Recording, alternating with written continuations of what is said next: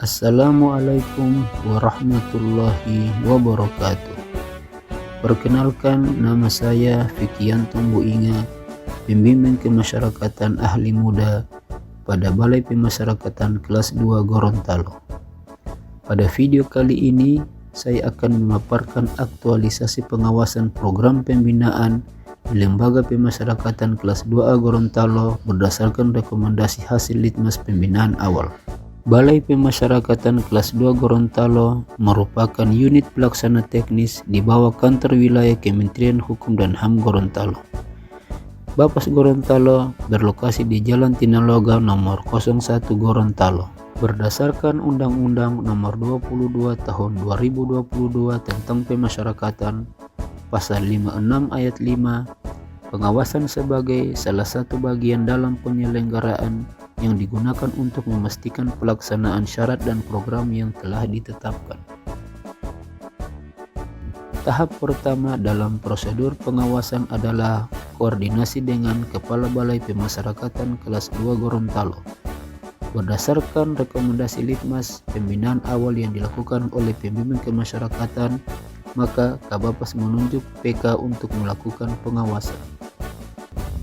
Selanjutnya, pembimbing kemasyarakatan akan berkoordinasi dengan Kasubsi BKD untuk mempersiapkan dokumen pendukung dan surat perintah pengawasan. Pada tahap ini, PK akan mempelajari dokumen berkas klien dan menyusun program pengawasan bagi klien, menetapkan target dan metode yang digunakan, waktu pelaksanaan, serta menetapkan siapa saja pihak yang terlibat dalam pengawasan klien. Setelah mempelajari perencanaan pengawasan, pembimbing kemasyarakatan akan melakukan observasi dengan cara kunjungan langsung ke Lembaga Pemasyarakatan kelas 2A Gorontalo sebagai tempat kegiatan pembinaan klien.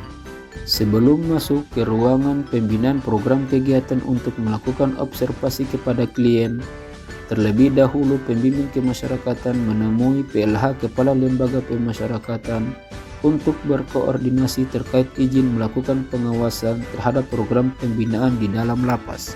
Setelah memperoleh izin dari PLH Kalapas, PK menuju ke tempat pembinaan kepribadian klien untuk melakukan observasi terhadap klien.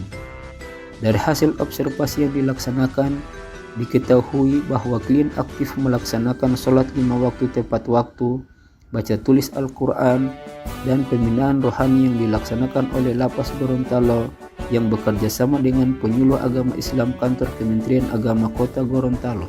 Selanjutnya, PK melakukan observasi terhadap program kemandirian klien. Dan hasil observasi diketahui klien berada di ruangan kegiatan kerja untuk menjalani program pelatihan menjahit pakaian.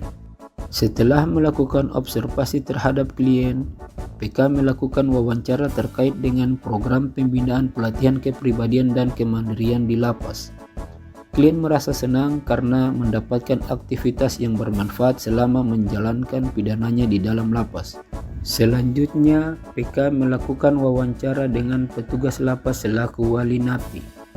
Dari hasil wawancara tersebut, diketahui klien termasuk orang yang rajin, terampil, dan kreatif. Klien mampu bersosialisasi dengan warga binaan lainnya. Klien tekun mengikuti setiap program yang dilakukan oleh pihak lapas. Pembimbing kemasyarakatan melakukan wawancara dengan Kasubsi Pembinaan terkait dengan program pembinaan di dalam lapas untuk memperoleh data atau melakukan verifikasi kebenaran data dan informasi dalam rangka pengawasan klien seperti data kehadiran klien, SK, laporan pembinaan klien, dan SPPN.